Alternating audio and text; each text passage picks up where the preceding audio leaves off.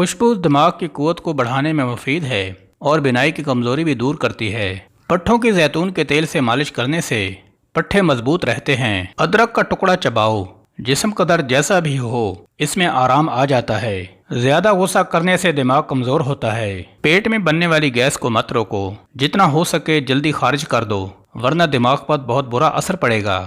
ہر دوسرے دن اپنے گھر کے دروازے اور کھڑکیاں تازہ آب و ہوا کے لیے ضرور کھولیں۔ اپنے گھر میں سورہ رحمان کی ریکارڈنگ روزانہ ضرور چلایا کریں۔ آپ کو بذات خود اپنے اور اپنے گھر والوں میں بہتری محسوس ہوگی۔ سوتے وقت دل کی گھبراہٹ محسوس ہونے لگے تو پیشاب کر لو، دل کی گھبراہٹ فوراً دور ہو جائے گی۔ رات کو سونے سے پہلے اپنے چہرے پر لہسن کاٹ کر مسل دو، چہرے پر بڑھاپے کی جھلک نمایاں نہیں ہوگی۔ دل کے مریض لوگ آلو بخارا مت کھائیں۔ کوئی پودا مرجھانے لگے تو فوراً دہی کی لسی اس کی جڑوں میں ڈال دو۔ آلو شام کو مت کھاؤ، اس سے بواسیر ہو جاتی ہے۔